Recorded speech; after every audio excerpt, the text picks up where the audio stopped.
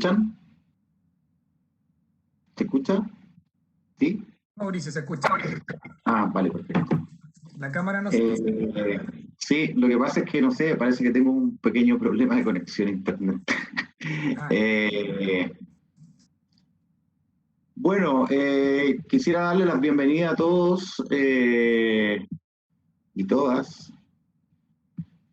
Ahí sí. Ahora sí. Ahora sí se ve, ¿cierto? Ahora sí. La bienvenida a todas. Muchas gracias por venir a nuestras charlas. Siempre agradecemos que a los más de 230 asistentes que hay ahora, quisiera darle las gracias. También quisiera darle las gracias a todo el equipo de posgrado y quisiera, darle la bienvenida a nuestro flamante invitado, que es don Jorge Zelaibe, economista jefe del banco Scotiabank. Tiene un PhD en economía de NYU, es ingeniero comercial de la Universidad de Chile, de la Facultad de Economía y Negocios, y además es profesor adjunto al Departamento de Administración de nuestra facultad.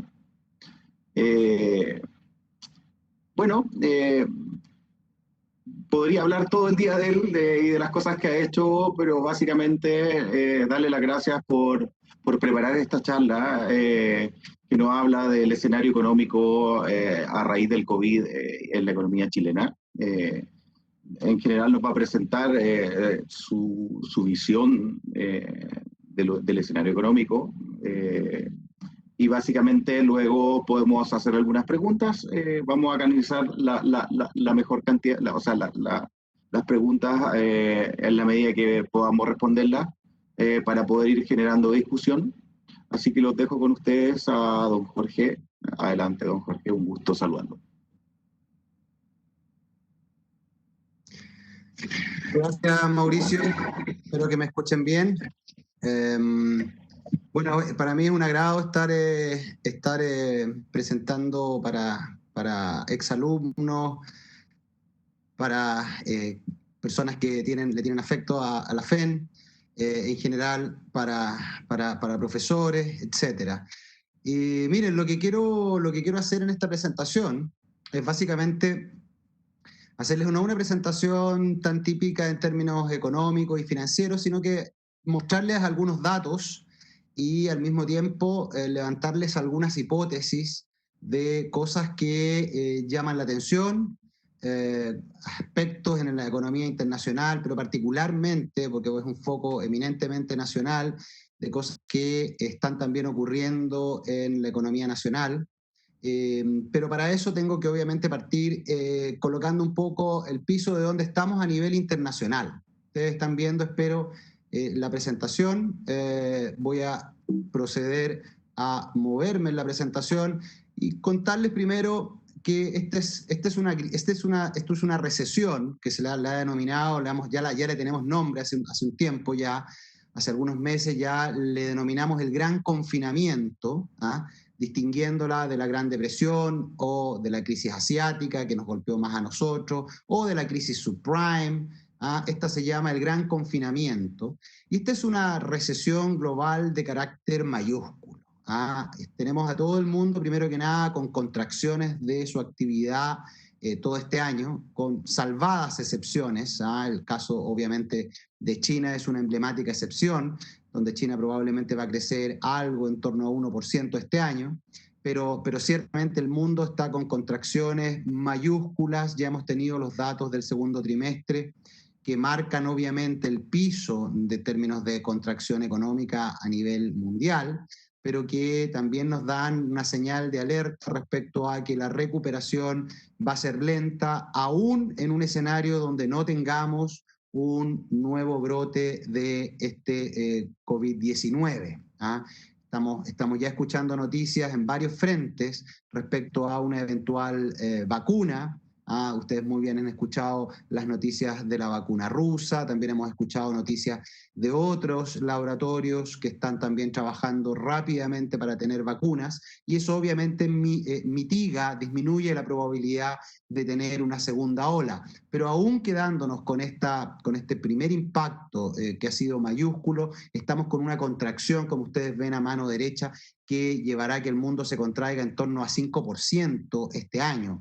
Nosotros tenemos que entender que ese tipo de contracciones son contracciones no muy distintas a las que vimos en la Gran Depresión, en los años 30.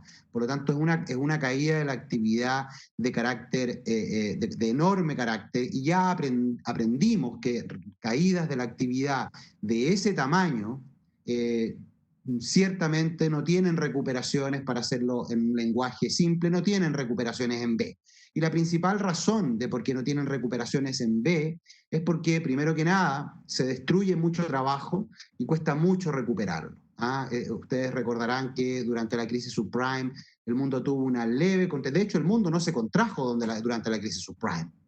En Chile tuvimos una leve contracción de 1,5%, pero la recuperación fue bastante dinámica, de la mano de ciertamente la recuperación de China y obviamente la consecuencia que eso tuvo sobre los commodities. En esta recesión que estamos experimentando, estamos en medio de esa recesión, el trabajo va a demorar tiempo en recuperarse. Por lo tanto, ese es uno de los hechos estilizados que tenemos que levantar y de los que obviamente estamos algo convencidos. La recuperación del empleo va a ser muy lenta, primero que nada porque esta caída fue muy abrupta. En términos muy simples, ¿qué significa eso? Significa que no vamos a llegar a los niveles de producto, y eso lo voy a colocar en términos muy cercanos. Si una familia ganaba 100 en diciembre del 2019, no va a llegar a esos niveles de ingreso sino hasta mediados o a la segunda parte del 2022. ¿Eso qué significa? Que nos fuimos lentos, caímos y vamos a tener una recuperación muy lenta. Y uno de los elementos que va a gatillar esa recuperación lenta es la lenta recuperación que esperamos ocurra en el mercado laboral. Pero hay otro elemento adicional que nos convence de que esta recuperación va a ser lenta, y es que al mismo tiempo, a diferencia de la crisis de la Gran Depresión, en este gran confinamiento, nosotros estamos también viviendo un cambio estructural que se ha acelerado, y es el cambio hacia la digitalización. Mucha mano de obra, mucho trabajador que hoy día ha perdido sus empleos, le va a ser más difícil encontrarlo porque va a necesitar mucho apoyo en recapacitación. Y eso obviamente va a significar que parte del mercado laboral va a demorar, en la misma sintonía que les mencionaba antes, en recuperarse. Estábamos, por supuesto, en un cambio, estábamos experimentando este cambio de la digitalización, pero obviamente gran parte de las empresas han entendido que este proceso tiene que acelerarse, y obviamente que eso significa que la mano de obra va a tener que ir detrás de este proceso. ¿Ya? Por lo tanto, en lo que es el ámbito externo, tenemos bastante claridad de que vamos a irnos muy lento. Los riesgos de una segunda ola se han mitigado algo, producto de que estamos más cerca de una vacuna, pero aún quedándonos con esta primera etapa, el mundo va a demorar bastante en recuperar los niveles de ingreso que tenía hacia fines del 2019.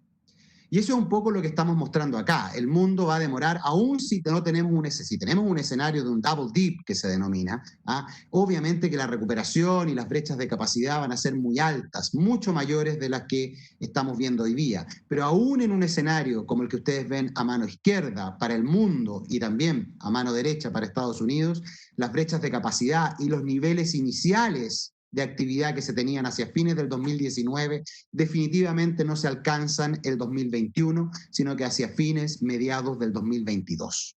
¿Ya? Eso es muy importante porque lo que significa esto es que el impulso externo que va a tener la economía chilena desde el escenario internacional no va a ser del todo favorable. ¿Ya? Hay cosas muy buenas que están ocurriendo y también las vamos a mencionar.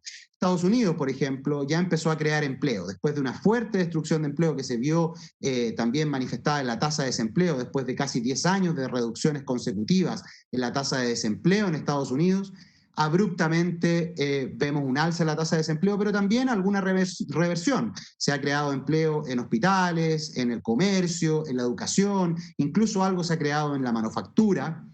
Pero también sabemos que el gap que tenemos, la diferencia que tenemos para regresar a los niveles iniciales, es enorme. En esta coyuntura, al igual que en Chile, es muy importante no guiarse por la tasa de desempleo como un indicador de holguras en el mercado laboral. Y la principal razón es que sabemos muy bien que la gente se retira del mercado laboral. La participación laboral se reduce de manera muy importante durante este tipo de crisis y por lo tanto la tasa de desempleo no es el mejor indicador para ver el diagnóstico del mercado laboral.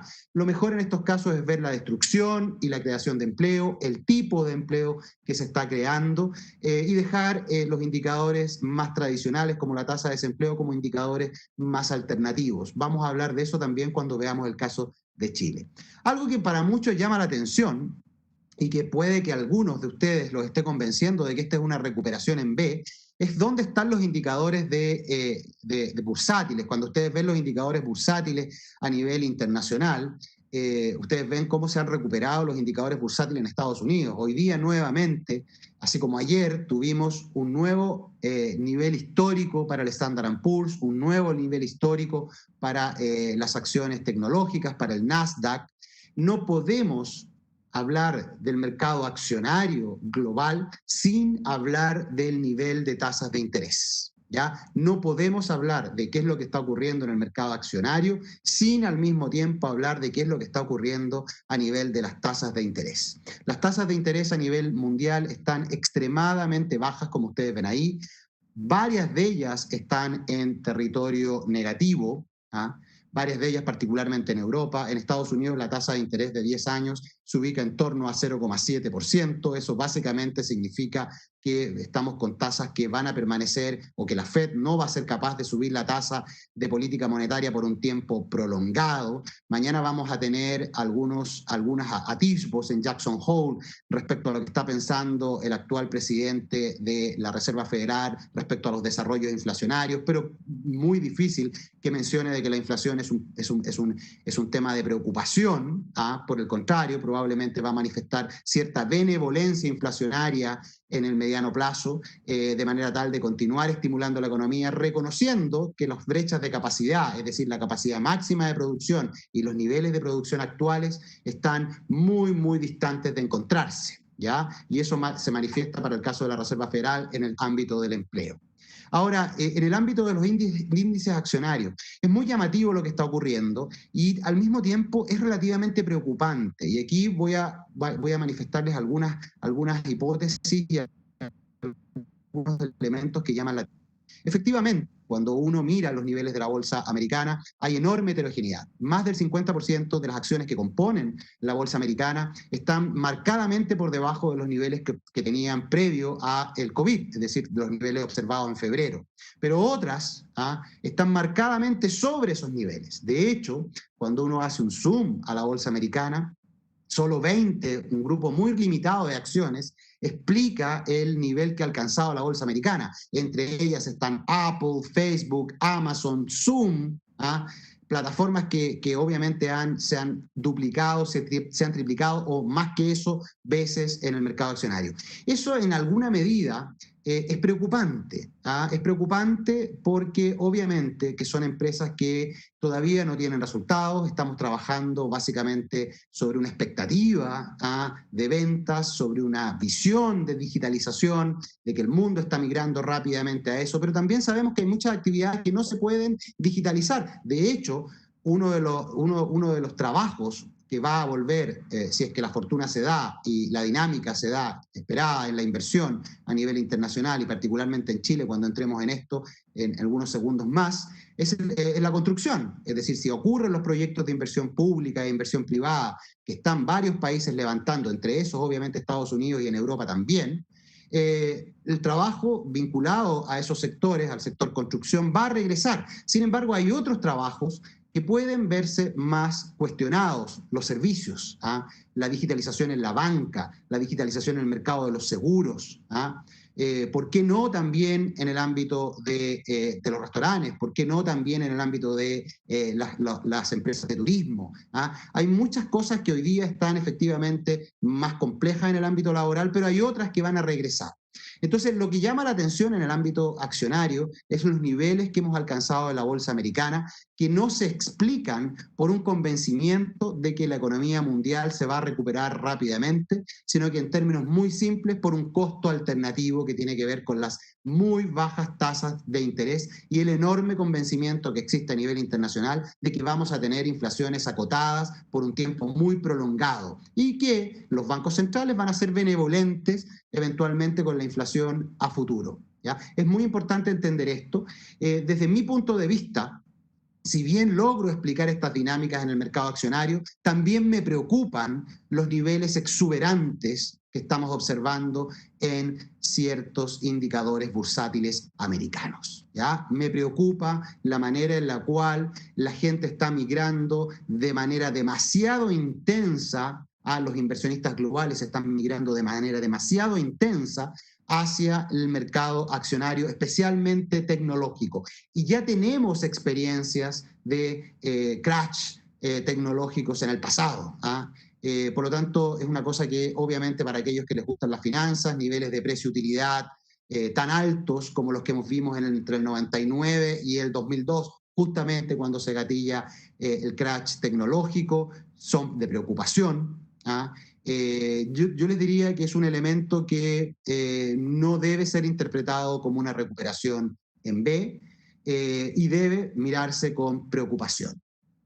Déjenme entrar directamente al ámbito chileno. ¿Qué es lo que estamos haciendo en Chile? Bueno, nos tenemos que sacar el sombrero en términos de proactividad en el ámbito fiscal y en el ámbito monetario. La economía chilena ha tomado enormes medidas, el gobierno ha tomado grandes medidas para suavizar el ciclo de las familias y de las empresas en términos de liquidez. El Banco Central ha sido definitivamente sobresaliente a nivel latinoamericano y muy cercano a las políticas que han tomado bancos centrales en el mundo desarrollado, proveyendo liquidez a los bancos, de manera de que los bancos entreguen directamente financiamiento muy barato a las empresas. Hemos visto cómo ha fluido el crédito a través de la línea FOGAPE con garantía estatal. Explica parte importante del dinamismo que hemos visto en el crédito comercial, cerca en torno a 8 puntos porcentuales de lo que ha crecido el crédito comercial, que lleva en el margen un crecimiento anual de 14 a 15%. Más de la mitad lo explica eminentemente la línea FOGAPE COVID en el ámbito comercial. Por lo tanto, definitivamente las acciones conjuntas del Banco Central y de la política fiscal han actuado y están haciéndolo bastante bien. Uno habla del paquete fiscal. Cuando hablamos del paquete fiscal en Chile, ustedes tienen que entender que tenemos un paquete fiscal enorme. Tenemos cerca de 27.000, 29.000 millones de dólares arriba de la mesa. Y eso corresponde a cerca de 12 puntos porcentuales del Producto Interno Bruto. No somos superados por ningún país latinoamericano. Algunos dirán, sí, Perú entregó 14 puntos porcentuales del Producto Interno Bruto, pero hay diferencias respecto a la eficiencia del gasto público en Perú y la eficiencia del gasto público en Chile. 12 puntos porcentuales de Producto Interno Bruto de gasto público en Chile se comparan entre los 10 países en el mundo que han entregado más estímulo fiscal. ¿Ya? Eso es muy, muy importante. Obviamente que eso no es inocuo para la situación fiscal. Nosotros tenemos un crecimiento del gasto público hoy día que va a llegar a cerca de 11% o algo más en términos reales. Vamos a terminar con un déficit fiscal cercano a 9,5 puntos porcentuales del Producto Interno Bruto, es decir, un déficit fiscal muy, muy grande, una postergación en la convergencia fiscal. Y aquí déjenme contarles un poco qué es lo que está llevando a que el día de ayer una de las clasificadoras de riesgo, Moody's, nos haya colocado un outlook negativo. Espero que lo hayan visto pasar, porque fue portada, por supuesto, de todos los periódicos. Y la principal razón tiene que ver con el crecimiento muy, muy significativo que ha tenido la deuda. Llevamos varios años, varios gobiernos, esto no es solo de un gobierno, llevamos un crecimiento de la deuda muy, muy importante.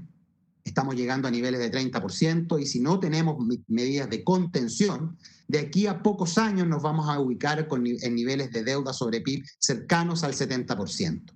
Por lo tanto, obviamente que necesitamos o detener la deuda y por lo tanto mitigar en algo el proceso de gasto con alguna política de consolidación, o tenemos que recuperar rápidamente niveles de crecimiento cercanos, ojalá superiores a nuestro crecimiento potencial. ¿Ah? Y eso obviamente que está ocurriendo en muchas partes del mundo, pero en Chile lamentablemente ha ocurrido de una manera mucho más acelerada y mucho más persistente. ¿Qué significa eso? Que probablemente de lo que resta del año vamos a tener una degradación verídica en la clasificación de riesgo de al menos 2 de las 3 clasificadoras que nos clasifican la deuda soberana de largo plazo. Fitch, Moody's y Standard & Poor's. Hoy día las 3 nos tienen con un outlook, con una visión negativa y muy probablemente van a concretarla en lo que resta del año. Eso es algo que ya está en gran medida internalizado en el mercado financiero, para aquellos que les gusta el mercado financiero. Eso es algo que ya tiene precio, ya está dentro, pero probablemente no para la opinión pública. ¿Ah? Pero bueno, estamos en una clase para personas que han estado en la facultad y que entienden un poco la diferencia entre el mercado financiero y la opinión pública. Entonces, primero que nada, estamos reaccionando activamente a esta situación de pandemia. Ustedes están viendo cómo el gobierno incluso está tratando de entregar y extender los beneficios en esta coyuntura. ¿Ah? Estamos claramente, y se está claramente realizando el trabajo, y lo que los llamo un poco es a levantar la mirada, porque muchas veces nos quedamos con una mirada más pueblerina, ¿ah? Y pensamos que el fisco no ha hecho nada. La verdad es que el fisco ha hecho bastante, ¿ah? Ha hecho bastante, ha colocado bastante en jaque la situación fiscal, está con niveles de deuda muy altos, crecientes, ¿ah? Estamos en periodo eleccionario. ¿Y cuál es el gran problema en la situación fiscal? El gran problema es que el gobierno no ha entregado un creíble camino de consolidación fiscal. ¿Ya? Lo único que hemos hecho es patear un poquito el caño, patear un poquito hacia adelante y decir, no, más adelante arreglamos la carga, más adelante arreglamos la carga. Y la verdad que eso es poco convincente. Sin embargo, haberse colocado el cinturón hoy día significaría que probablemente el 2021 sería el último año con expansiones del gasto público.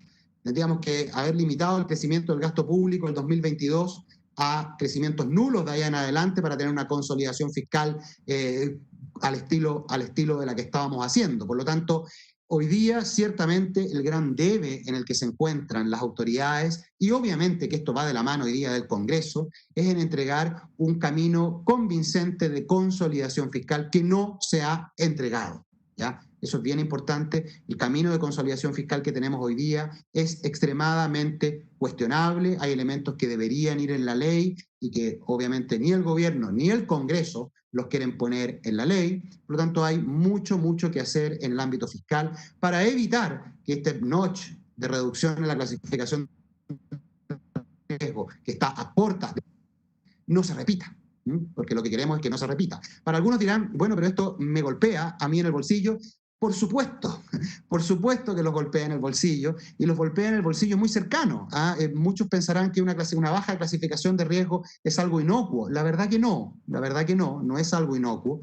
Es algo que golpea finalmente en las tasas de los créditos de consumo, en el costo de financiamiento de las empresas, en el costo en que ustedes se endeudan en un crédito hipotecario, en el dinamismo finalmente que pueden tener los salarios, porque eso también aumenta el costo de las empresas y finalmente la capacidad que tienen las empresas de retribuir al capital y al trabajo. Por lo tanto, esto va en cadena. Es muy importante que un país tenga una buena clasificación de riesgo, y es por lo mismo que todos los países luchan por tener buenas clasificaciones de riesgo, ser considerados muy buenos pagadores a nivel internacional. Ahora, un elemento adicional que también se ha entregado y del que vamos a hablar también en esta charla es, ahí tienen algunas medidas que ha entregado el Banco Central, liquidez condicional al aumento del crédito, 2 líneas que son importantísimas, mayúsculas, y que están funcionando de manera muy coordinada. Estamos muy cerca también a que el Banco Central ya se autorizó en el Congreso la adquisición de papeles de tesorería en el mercado secundario, lo que obviamente también va a ayudar a mantener las tasas de interés largas lo más bajas posibles para estimular la inversión y para apoyar a la economía que se encuentra con gap de capacidad muy grandes. A muchos, y aquí déjame entrar en un tema que muchos confunden, cuando se habla de un relajamiento cuantitativo, un quantitative easing, eso no significa imprimir dinero. Es una transformación de la duración del balance del Banco Central. Cuando por primera vez lo hizo el Banco Central de Estados Unidos, la Reserva de Estados Unidos, muchos académicos y mucha gente hoy día cree que el Banco Central va a emitir dinero y va con eso a apoyar a la economía. La verdad es que el Banco Central lo que va a hacer es una transformación en la duración de su balance, ¿ya? Va a adquirir bonos e instrumentos de largo plazo y va a emitir instrumentos de corto plazo. Va a cambiar la duración de su balance, ¿ya? No, esto no es imprimir dinero pensando de que esto va a traer inflación en sí mismo por la emisión de más circulante. La verdad que no, ¿ya? Uno de los elementos que también destaca en la economía chilena es el apoyo de corto plazo, porque también podemos discutir las implicancias de largo plazo, del retiro como lo menciono ahí, el Congreso aprobó el retiro del gobierno de cerca de 18.000 a 20.000 millones de dólares, dependiendo del tipo de cambio que uno utilice. Nosotros hicimos un análisis al respecto, ya llevamos pagados algo más de 10.000 millones de dólares y girados algo en torno a 15.000 millones de dólares. Y eso no ha tenido un impacto inocuo en la economía, y lo vamos a llevar a datos en un segundo más. Cuando yo se los muestre, ustedes van a darse cuenta del impacto que esto ha tenido. Más de alguno ha tenido la oportunidad de ver las colas en los malls, las colas en los supermercados. Ya es algo que obviamente nosotros en el mercado financiero lo veíamos venir, con una intensidad muy similar a la que se está dando, pero para muchos ha sido algo sorpresivo. Esto también es un apoyo a las familias, también se utilizó en alguna medida para pagar deudas, para pagar las cuotas vencidas, para pagar la deuda en mora, algunos la utilizaron para ponerse al día en sus dividendos, a pesar de que muchos de ellos han sido postergados para aquellos que estaban en más problemas. Más del 50% de los dividendos han sido postergados en 6 meses.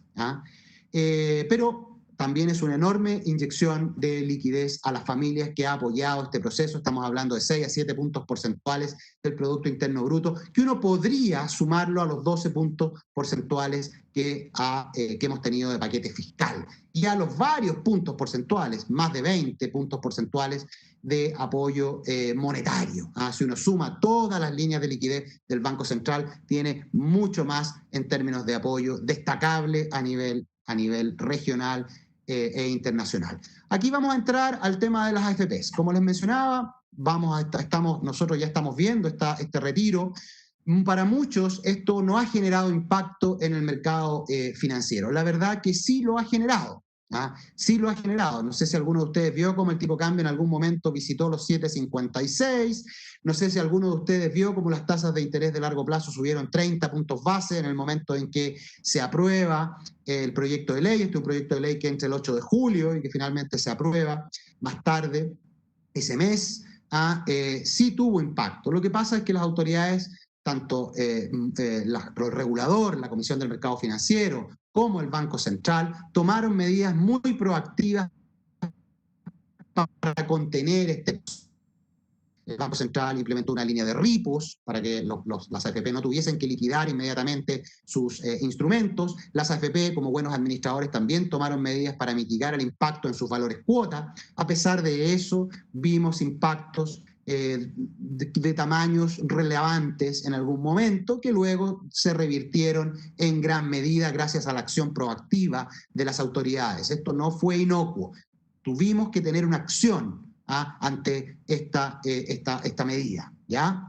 Y obviamente que esto genera impactos de mediano y largo plazo. Déjenme hablarles de los impactos de más de mediano plazo en el ámbito de la AFP. Bueno, las AFP van a quedar, obviamente, producto de que tuvieron que liquidar y están liquidando activos que para ellos eran valiosos, y también activos líquidos, no ilíquidos, van a quedar con un portafolio algo desbalanceado, que a través del tiempo, una vez que entren los recursos que vienen hacia adelante, acuérdense que el sistema de AFP recibe cerca de 6.000 millones de dólares al año, va a poder recomponerse ese portafolio, ¿ya? El portafolio óptimo que tenían las AFP sufrió un golpe, tuvieron que liquidar muchos de estos instrumentos, ellos se prepararon, tuvieron instrumentos líquidos, pero el golpe fue grande. Estamos hablando de que durante las próximas semanas probablemente van a terminar pagando los 18.000 millones de dólares todas las AFP, y es una gran cantidad de dinero que entra en la economía. Y lo segundo tiene que ver obviamente con un elemento que es evidente y que tiene que ver con un detrimento en la situación fiscal de mediano plazo. Aquellas personas que sacan su dinero y que no alcanzaban para tener las pensiones solidarias, las pensiones que paga el gobierno. Bueno, el gobierno se va a tener que poner con más, y es bien importante que se entienda ese aspecto. Para muchos no se entiende, pero es importante que se entienda que esto significa una carga fiscal de mediano plazo muy grande. Es cierto que esto entra en el IVA, que hay más IVA, pero ciertamente el impacto material sobre la situación fiscal de mediano plazo compensa, más que compensa esa situación, y obviamente que nos lleva a comenzar a discutir ya una reforma tributaria. Y ahí yo quiero ser bien claro con la reforma tributaria. No es trivial hacer hoy día una reforma tributaria en Chile, no es para nada trivial. No les aconsejo quedarse con los titulares de impuesto a la herencia, porque son de recaudación menor, mínima, para la verdad el hoyo que tenemos fiscal. Aquí hay que entrar a picar en obra gruesa. Y obviamente en obra gruesa los grandes entregadores de recursos para el fisco es la minería, son las corporaciones con un impuesto corporativo que podría subir, pero que ya tenemos alto. Entonces aquellos que se puedan acordar de la curva del Laffer, hay momentos en los cuales subir, la tasa de impuesto puede llevar a menor recaudación. Nosotros tenemos una tasa de impuesto corporativa superior al promedio de los países OECD, subirla nuevamente puede ser complejo. Y finalmente el IVA. El IVA parece atractivo, si bien para muchos es algo regresivo, pero también soluciona varios temas que tenemos en Chile en términos de situación tributaria. Y es algo que también es un dato, más allá de que ustedes puedan tener alguna opinión positiva respecto a la situación. Hoy día en Chile, las personas de bajos ingresos, y cuando me refiero a personas de bajos ingresos, alguien que gana 600.000 pesos, no paga impuestos. En otros países, en Estados Unidos, una persona que gana 600.000 pesos sí paga impuestos. Sí paga impuesto directo, impuesto global complementario, impuesto directo. Entonces, probablemente, como no podemos colocarle impuesto a estas personas directamente, porque políticamente es bastante difícil, quizás podría el gobierno evaluar el próximo, evaluar un incremento al IVA que se haga cargo de la situación fiscal detrimentada que tenemos hacia adelante y que genere alguna recaudación adicional. La situación del COVID. Bueno, la situación del COVID ustedes la ven todos los días, no se la voy a contar, tasas de positividad algo superiores a 5%, una situación heterogénea a nivel del país, pero ciertamente ameritando ya el regreso de la gente a trabajar. Hay dos síntomas que es importante tener presente. No sé si ustedes han visto la situación en Argentina. En Argentina la situación está, en términos de enfermedad, en términos de contagio, está empeorando. Es una situación dramática. En Chile la situación está mejorando, está mejorando. Y al mismo tiempo se está entregando bastante ayuda, tanto fiscal como también el retiro de los fondos de pensiones. Es llamativo que en Chile, uno de los síntomas que yo considero relevantes para dar tranquilidad respecto a que están dadas las condiciones de ayuda, es que no tenemos protestas en la calle de la gente queriendo volver a trabajar. Si ustedes se dan cuenta, la gente no está en las calles como en Argentina, reclamando volver a trabajar, a pesar de que en Argentina los contagios están subiendo. Hay desesperación porque hay necesidad de alimentarse. En Chile hay bastante más tranquilidad y eso es un síntoma, al menos, de que la ayuda y la liquidez ha llegado donde tenía que llegar. ¿Ya? En la medida en que esta situación continúe, obviamente que eso le hace muy bien a la economía, al regreso de los puestos de trabajo durante los próximos meses. Obviamente que eso es un escenario que nos deja tranquilos, pero que obviamente nos deja, particularmente a la autoridad sanitaria, muy preocupada de que esto se mantenga en el tiempo. Hemos aumentado nuestro grado de movilidad, ya la gente está regresando, como ustedes ven a mano derecha, la gente está regresando a sus puestos de trabajo paulatinamente y les hace muy bien hacerlo con las medidas sanitarias necesarias, ¿ya?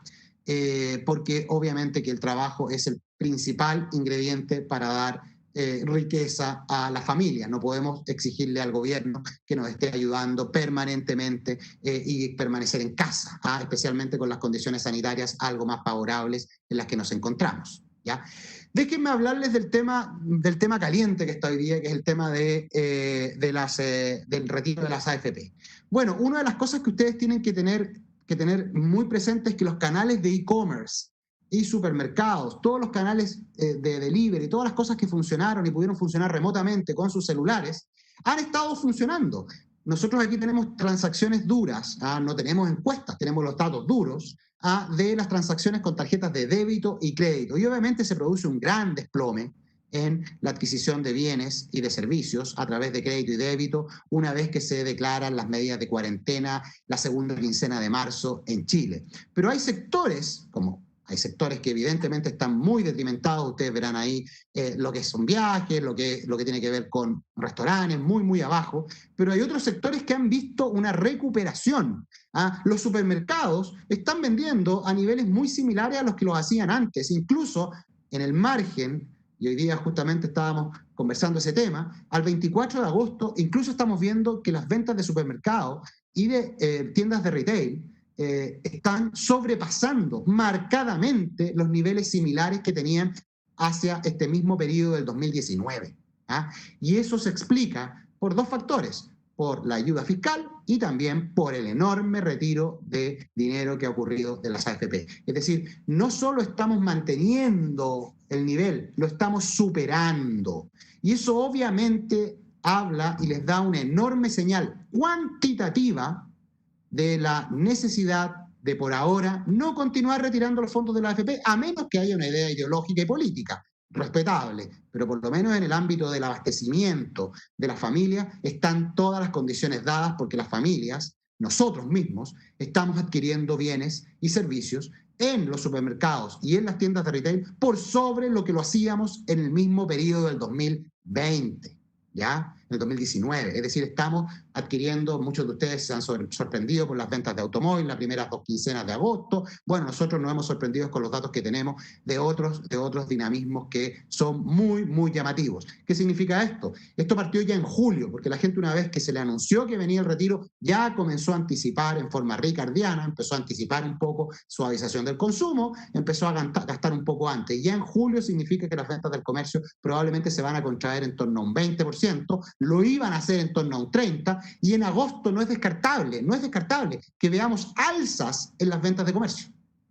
Alzas en las ventas del comercio, explicadas por un dinamismo enorme en bienes durables, en bienes no durables y en supermercados. ¿Ya? Ahí están viendo ustedes cómo comienza a recuperarse, cómo actúa el canal e-commerce en compras totales, cómo comienza a actuar el canal e-commerce, cómo los supermercados tienen este dinamismo muy por sobre los patrones históricos y obviamente los sectores que están detrimentados. Aquí hay algunos, obviamente el ámbito de los combustibles explicado por precio y también por cantidad. Y las farmacias también son otros emblemáticos, los restaurantes como caen aquí muy fuerte y se mantienen abajo a pesar de los canales de delivery, las tiendas de retail muy cercanas y en el margen de hecho, no está eso a la cifra, superando los niveles que tenían en la misma fecha en el 24 de agosto, y esto continúa, porque el retiro de los fondos continúa. Es decir, probablemente esta curva de color rojo que está aquí se va a ubicar por sobre esta curva ploma grisácea durante los próximos, cuando aparezcan los datos durante los próximos días. ¿Ya? Las ventas de automóviles dando la vuelta, anticipando ya un mejor registro de ventas del comercio. La liquidez se ha provisto de manera muy importante. Aquí hay algunos, el dinamismo mensual de los créditos. Ustedes vieron aquí, ya vieron este fuerte dinamismo en octubre, cuando tuvimos el estallido social, tuvimos un fuerte dinamismo y ahora lo estamos viendo también en el crecimiento del crédito. La primera ola de créditos no se hizo con FOGAPE, son disposiciones de liquidez a las empresas que vieron detenido su influjo de liquidez producto de que la gente no adquiría bienes. Básicamente fueron donde los bancos y adquirieron créditos donde los bancos, y la segunda ola que ustedes ven ahí es la ola que se explica por el FOGAPE y COVID, y FOGAPE, la línea FOGAPE COVID, que llegó de manera relativamente masiva a pymes, medianas empresas, no grandes empresas, porque no es una línea que esté para grandes empresas, ¿ya? Y ahí tienen los bancos cómo han estado entregando, varios bancos están ahí entregando mucho crédito FOGAPE COVID. El dinamismo también de los agregados monetarios, se ha notado al aumento de la liquidez, se notó en octubre y se ha notado hoy día. Enorme provisión de liquidez. Los agregados monetarios más líquidos están funcionando como era esperable en esta coyuntura y de manera mucho más proactiva de la que lo hicieron en la crisis subprime. Y eso es muy, muy importante de tener presente. El sector externo, algo de brotes verdes se están viendo en las exportaciones, incluso cuando uno retira el efecto precio. Muy importante, algo de recuperación en las exportaciones industriales, algo de recuperación en las exportaciones mineras, excluyendo el efecto precio. La minería estos primeros 6 meses ha tenido crecimientos año contra año todos los meses. La minería no ha disminuido su producción. Hemos tenido medidas sanitarias, es un sector estratégico, se ha mantenido, ha sufrido el golpe, pero sigue produciendo. Lo que se ha paralizado, ralentizado son las inversiones. Cuando hablemos de inversiones viene mucha inversión y obviamente que eso nos habla bien de una recuperación, pero obviamente que hay que concretarla. Y hay riesgos externos y riesgos locales en la concreción de la inversión en Chile. En el ámbito de las importaciones también, algo de recuperación también hemos visto en el margen. Aquí tienen ustedes algún dinamismo semanal, pero todo apunta en la dirección de alguna recuperación de la minería. Déjenme ir acá directamente a lo que viene en términos de brechas de capacidad.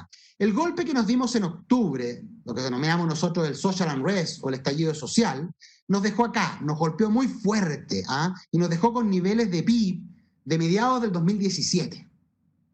El golpe que nos pegamos hoy día nos dejó en su peor momento con niveles de PIB del 2012-2013. Es decir, tuvimos un retroceso en el nivel de riqueza de cerca de 8 a 9 años. Es importante el golpe que nos dimos. Y obviamente, producto de ese golpe, de que fue muy grande, no nos vamos a recuperar rápidamente. Probablemente no nos quebramos un dedo, nos quebramos una pierna. Y para recuperar una pierna toma mucho más tiempo en la recuperación. Y por lo mismo las brechas de capacidad van a permanecer grandes, va a haber obviamente gente que va a permanecer desempleada, los cerca de 2 millones de desempleados, de empleos que se han perdido en el último año, no se van a recuperar en forma instantánea. Probablemente sí, aquellos ligados a sectores como la construcción, en la medida en que se concreten las inversiones, sí, pero otros sectores, como les mencioné antes, producto del golpe que tuvimos y también producto de esta transformación de la digitalización, no van a recuperarse rápidamente. La actividad. ¿Cómo va a ser la actividad los meses que vienen? Ustedes van a conocer el mes de julio, probablemente vamos a tener una caída. Vamos a ir teniendo caídas de actividad cada vez menores. Y no puede ser que, si las cosas se dan de manera como esperaríamos, especialmente en octubre y noviembre, con un eventual plebiscito que podría venir de la mano nuevamente de un estallido social, si es que no se diese eso, podríamos incluso ver cifras marginalmente negativas hacia los últimos meses de este año. Y obviamente que esa marginalidad de actividad también va de la mano de recuperación en el empleo. ¿Ya? La tasa de desempleo, yo les aconsejo no mirarla con detención, porque no es descartable que la tasa de desempleo, aun cuando la economía comience a recuperarse, la tasa de desempleo suba, porque hoy día parte importante de la baja tasa de desempleo que tenemos, que es de un 12%, algo más que eso, se explica porque la gente se ha retirado de la fuerza de trabajo. Ha disminuido muchísimo la participación laboral, muy fuerte la de las mujeres, pero también muy fuerte la de los hombres. Y eso obviamente explica parte importante de que la tasa de desempleo esté baja. Pero si nosotros pusiéramos la fuerza de trabajo potencial, todas estas personas que salieron de la universidad y buscaron empleo en marzo y que no lo están buscando simplemente porque ven baja probabilidad de encontrarlo, si pusiésemos arriba de eso las personas que están sujetas al programa de protección de empleo, estaríamos con tasa de desempleo sobre 30%. Eso es un poco para que ustedes cuantifiquen un poco la naturaleza del shock en el mercado laboral y por qué el mercado laboral va a demorar tanto en recuperarse. La inversión obviamente que viene muy fuerte. Ustedes ven a mano derecha ya bastante inversión que va a concretarse y que no se concretó este año por razones sanitarias, pero viene muchísima inversión durante los próximos trimestres.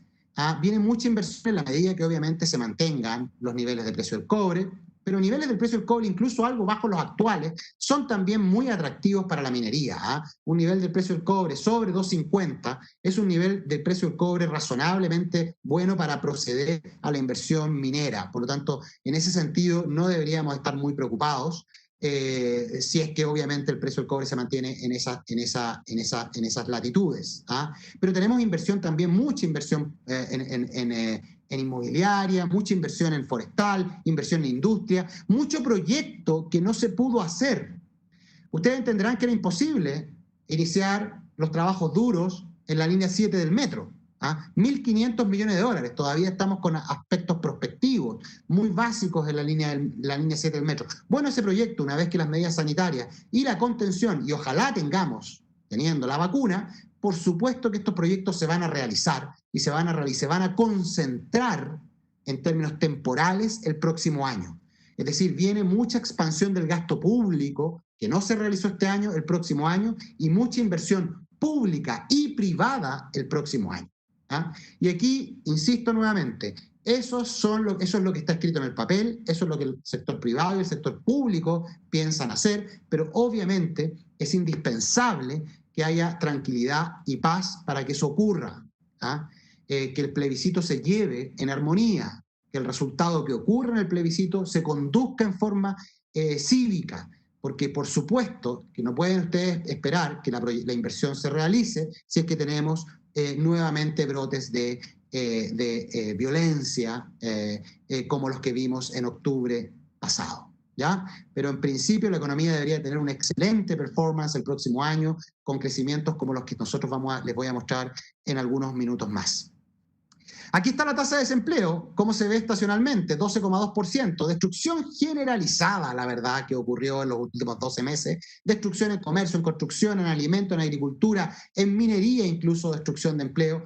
Se crearon algunos empleos en el sector sanitario, pero la verdad que actividades administrativas, pero la verdad que la destrucción de empleo fue generalizada. La tasa de desempleo es mentirosa, dándonos la salud del mercado laboral. La verdad que el mercado laboral está mucho más dolido de lo que muestra la simple tasa de desempleo. Los ausentes del mercado laboral, aquellos que suscribieron, están suscritos al programa de protección de empleo. Siempre hay personas que están suscritos a protección de empleo. Hoy día estamos en cerca de 1.300.000 personas ausentes de sus mercados laborales, ausentes y suscritas a algún tipo de trato con su empleador, remunerado o no remunerado parcialmente. ¿Ya? Es decir, estamos con efectivamente una situación, les insisto, muy, muy detrimentada, mirándola en perspectiva histórica y también en términos absolutos. El ingreso laboral está cayendo, que es lo que nosotros entendemos como masa salarial, salario por empleo en términos muy simples, está cayendo 20% en términos reales, los salarios reales están básicamente sin crecimiento, los salarios nominales están desacelerándose, como ustedes ven, es decir, el mercado laboral cabe poca duda que está muy, muy dolido, y de ahí la enorme ayuda que ha venido del ámbito fiscal, del ámbito monetario, permitiendo el flujo de crédito y también el retiro de las AFPs. La inflación no es un problema. Vamos a tener registros de inflación algo más altos los meses que vienen, porque se acabaron las bajas del precio de la gasolina, ya el Merco dejó de entregarnos subsidios y ahora empezamos a funcionar con alzas paulatinas en el precio de la gasolina a ritmos de 5 pesos, y eso obviamente ayuda un poquito a la recuperación inflacionaria, pero no es un problema la inflación. La inflación este año va a terminar algo por sobre 2%, pero la verdad que no es un problema la inflación en Chile. Vamos a tener un registro probablemente en torno a 0,1 en agosto, algo sobre eso estacionalmente marcado por alimentos en septiembre, la estacionalidad usual en octubre. La verdad que la inflación no es un gran problema, pero no esperamos nuevamente registros negativos. ¿Ah? No deberíamos tener nuevamente registros de inflación negativos, es decir, disminuciones en el valor de la UEF. El Banco Central ha destacado y va a seguir destacando. Ahora el 2 de septiembre nos va a entregar su informe de política monetaria. ¿Qué es lo que va a hacer el Banco Central? Va a tener que reconocer que la actividad en el margen salió mejor, que tenemos un influjo de inyección de liquidez, va a corregir su escenario a mejorarlo. ¿Ah? Si antes pensaba, antes de la inyección de liquidez de la AFP y antes del dato de junio, pensaba irse para el otro lado y decir que la actividad se iba a contraer en torno a 7,5%, ahora va a tener que decir que la actividad va a caer entre 5,5% y 6%, probablemente por ahí se va a ubicar el Banco Central. ¿Ah? Pero obviamente va a tener que reconocer también que parte de eso se explica por un factor eminentemente transitorio. La tasa de política monetaria no va a subir este año ni va a subir el próximo año. Por lo tanto, nos vamos a quedar con una tasa de política monetaria en los niveles actuales, y no es descartable incluso que pueda ubicarse técnicamente más abajo que los niveles actuales durante los próximos trimestres, en la medida en que la economía lo necesite. ¿Ah? Es un resorte del Banco Central incluso revisar este mínimo técnico que actualmente está en 0,5 y ubicarlo en 0,25, forzando en alguna medida que ocurra mayor flujo de crédito. Eso obviamente genera bastantes temas en el ámbito financiero, pero que son elementos que hay que considerar. Lo único importante aquí ciertamente es que el Banco Central por ningún lado nos va a subir la tasa de política monetaria este año ni el próximo, es decir, el costo de fondo de corto plazo va a permanecer en niveles muy bajos. Ahí ustedes ven un poco nuestro escenario. Nuestro escenario es que la economía debería contraerse entre 5 y 6% este año, que debería crecer entre 4 cerca de 5% el próximo, 4,5% a 5%, probablemente es el rango más asertivo, que la inflación no va a ser un problema este año. Y el tipo de cambio, nosotros esperamos que en la medida en que en la economía chilena comienza a recuperar actividad durante los próximos trimestres, ojalá sin interrupciones idiosincráticas, ojalá con un proceso cívico normal en octubre, el tipo de cambio debería agarrar alguna fortaleza, el peso debería agarrar alguna fortaleza y deberíamos ubicarnos más cerca de 750 pesos. Difícil volver a niveles de 600 o bajo 700 pesos en esta coyuntura, es muy difícil. ¿Por qué? Porque la economía chilena tiene algún castigo producto de los riesgos que ya hemos conversado en el ámbito fiscal y en el ámbito también político. ¿Ya? La situación fiscal, una situación compleja, muy compleja. Este año probablemente vamos a terminar con un déficit fiscal más cercano a 9,5%, entre 9 y 9,5%, y el próximo vamos a terminar con otro déficit fiscal. Entonces llevamos una situación fiscal de seguidilla de déficits fiscales, aumentos en la deuda, y obviamente que eso es una situación que hay que en algún momento ponerle algún tipo de tensión o, más importante, algún tipo de convergencia. Yo quiero terminar aquí, Mauricio, para poder abrir a preguntas. Ya me he demorado más de lo usual. Bueno, Jorge, sí, gracias por la presentación, interesantísima. Mira, yo tengo algunas preguntas que he ido recogiendo del público y algunos comentarios en general. ¿Ya? Al parecer, la primera los clasifiqué y tengo algún comentario al respecto. Una pregunta que me surgía es como, ¿cómo poder evitar que el gobierno se siga endeudando? Y básicamente, ¿cómo podría afectar este cambio constitucional que se va a discutir bastante en o el escenario político que se viene en el endeudamiento país principalmente? Después, sí, vamos una a una, mejor. Sí. Ya, mira, en el ámbito, la deuda es buena. Eso de pensar de que los gobiernos no tienen que endeudarse, la verdad que no. Es decir, un gobierno hecho y derecho tiene que recurrir a la deuda para satisfacer las necesidades sociales y si no le alcanza con sus tributos, tiene que endeudarse en la medida en que pueda pagarlo. Lo importante es que es como si una persona estuviese hoy día endeudada más allá de sus medios. Y eso es un poco lo que luce hoy día. Estamos con niveles de deuda altos que obviamente complejizan nuestra capacidad de pagarlo.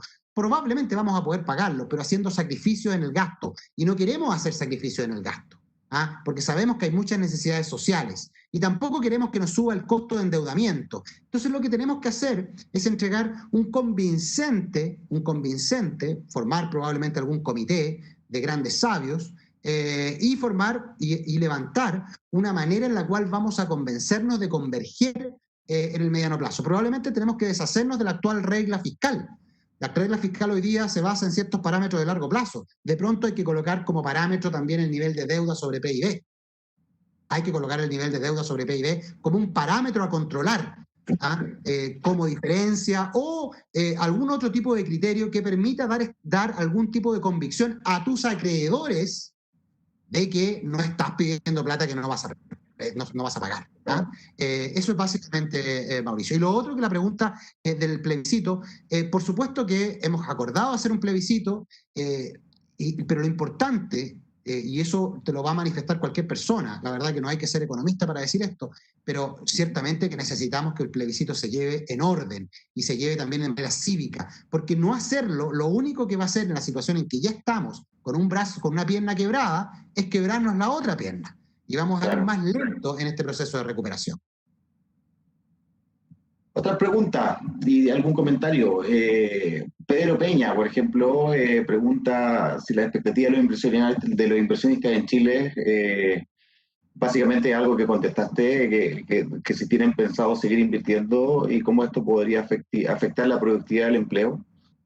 Ojo, yo tenía un comentario al respecto. Las inversiones, son importantes las inversiones que están haciendo las grandes empresas, pero básicamente una pregunta sería, ¿no son más de lo mismo en general? Más allá de estas inversiones como basadas en commodities que se basan principalmente en control de costos, en tratar de controlar más que nada la estructura de costos para poder flexibilizar mejor la producción de commodities cuando hay choque económico. Sí, ¿Qué impacto puede tener en la sofisticación del empleo, por ejemplo? sí. Claro, y sobre los incentivos que tiene la empresa a agregar valor, una cosa así. Mira, a ver, primero la inversión que tenemos es bastante heterogénea, ¿ah? No solo en el sector minero. La verdad que el sector minero es uno de los tantos. Tenemos inversión en el sector forestal, que por supuesto es un sector commodity, pero también tenemos inversión en el sector residencial, ¿ah? Tenemos inversión en el sector telecomunicaciones, tenemos inversión, siguiendo nuestro paradigma de uno de los países grandes generadores de energía limpia, en energía, ¿ah? En todos los sectores tenemos mucha inversión. Aquí hay un elemento bien importante. Por supuesto que eso va a generar empleo.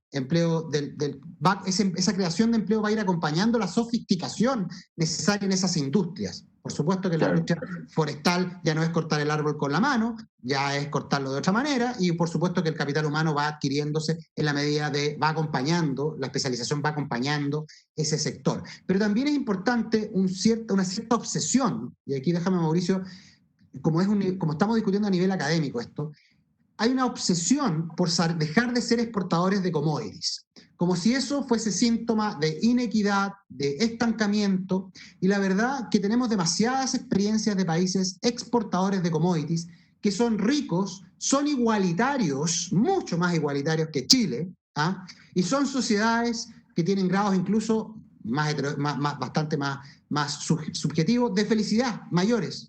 Y te voy a nombrar, no te voy a decir Canadá, porque Canadá lamentablemente está al lado de Estados Unidos, no podría decir no, es porque es Estados Unidos. Australia, Nueva Zelanda, son países que, Sudáfrica, son exportadores de commodity que han ido avanzando y han ido creando, yo diría que los dos primeros, son países que han ido avanzando, siendo exportadores de commodities, han logrado un acuerdo social de manera tal de generar que la riqueza fluya y que también el capital humano, y por supuesto que tienen enormes y prestigiosas universidades y son países que exportan capital humano. Es decir, hoy día en Chile nosotros en la minería importamos el enorme capital humano que nos entregan estas empresas mineras que vienen de estos países, de Australia y Canadá. Entonces, yo no estoy diciendo que uno u otro es mejor, pero muchas veces se cree que es una verdad absoluta, que no hay que ser exportador de commodities, que es un trabajo o un empleo de mala calidad. La verdad que no lo es. Los países pueden llegar a ser desarrollados y pueden lograr niveles de equidad siendo exportadores de commodities, pero con un contrato social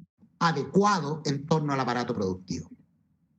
Sí, entonces la pregunta era más que nada, no por decir que el empleo era precario, sino que en general los incentivos a generar valor y que las empresas tengan un compromiso sobre, por ejemplo, estos países que mencionan, las empresas igual invierten más en investigación y desarrollo, por ejemplo, desde un punto de vista, si lo vemos académico, y a generar otro tipo de valor agregado con los commodities que se producen.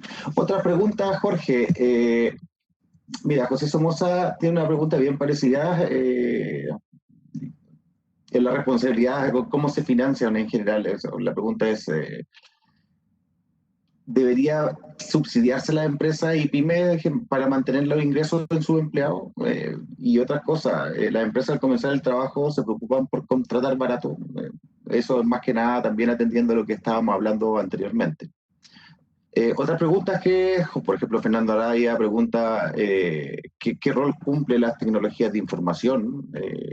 Si es que existe un nuevo paradigma en el mercado laboral que podría considerar el área privada y que se podría desarrollarse más en el área pública. ¿Podría esto levantar el mercado laboral? Otra pregunta también, ¿cómo se viene el gran desafío del empleo, el desempleo con supuestamente una inflación? ¿Cómo va a influenciar cómo se viene con la tasa de interés negativa a la explosión futura? Que todos se pueden contestar dentro del mismo grupo de preguntas.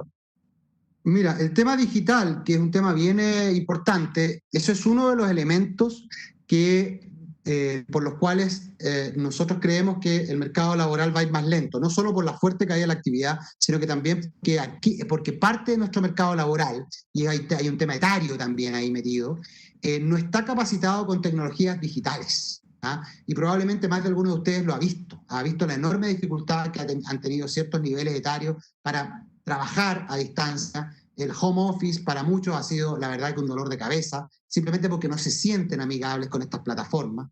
Entonces, el capital humano, se acelera la necesidad de capital humano más en esa línea. ¿Ah? Cuando tú me hablabas de sistema de información, por supuesto. ¿Ah? Hoy día, cuando tenemos los servicios, ¿ah? Muchos servicios van hoy día decidido, ¿ya? Comenzar a migrar de manera más rápida hacia canales digitales. Entonces, la banca en sí mismo probablemente se acelera y se reafirma el compromiso que tenía la banca de irse hacia el proceso de digitalización. Y obviamente que eso fuerza una transformación en el mercado laboral. Y esos procesos de fricción hacen que el mercado laboral vaya más lento. ¿Ah? Otro tema era el tema de la tasa de interés baja. Mira, mañana tenemos Jackson Hole. La verdad que hemos tenido una caída secular en las tasas de interés a través de los últimos años, que no es atribuible al relajamiento cuantitativo de Estados Unidos. Es más bien un proceso secular que tiene que ver con fenómenos más bien estructurales en la economía mundial. Envejecimiento de la población es uno de los grandes elementos que ha explicado esta caída de las tasas de interés. Y a pesar de eso, no hemos tenido inflación. Ahora, siempre uno está alarmando, va a venir la inflación, va a venir la inflación. Debería venir, en algún momento debería funcionar la teoría cuantitativa del dinero, pero no aparece. ¿Ah? Y por lo menos en el futuro de este año que queda, no da las luces de aparecer de manera muy significativa. ¿Ah? Quizás más adelante, con todo el estímulo fiscal, con los niveles de situación fiscal deteriorada que va a quedar en el mundo, quizás nos encontramos con algún tipo de monetización de la deuda que pueda llevar a niveles inflacionarios más altos que los que tenemos hoy día. Y vamos a ver si las autoridades reaccionan a esos niveles de inflación, porque probablemente las autoridades monetarias van a permitir que la inflación ande un poquito por arriba de sus objetivos, en la medida en que eso vaya acompañado de mejoras en la actividad, ¿ah? Y particularmente el empleo. ¿Ah? Pero por ahora tasas de interés bajas no están siendo un gran problema para la inflación. Bueno, otra pregunta es, bueno, eso atiende a la pregunta que hizo Alex Jara, y básicamente lo mismo, habían otras preguntas relacionadas con lo que era el cambio político y la constitución y todo eso. Hoy, bueno, Jorge, te quería dar las gracias por la charla y quería darle gracias a todos los asistentes. Ya son las 9 y casi 10 minutos, así que, perdón, 7 y 10 minutos. Y más o menos, bueno, te quería dar las gracias y darle las gracias a los asistentes por asistir a la charla.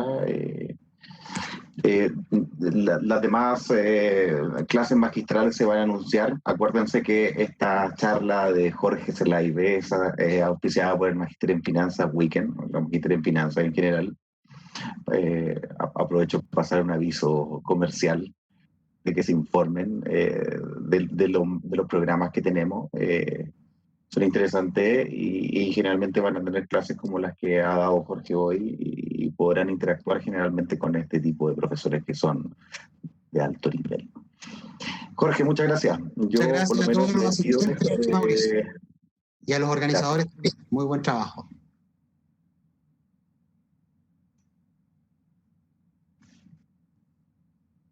Cerramos, Seba.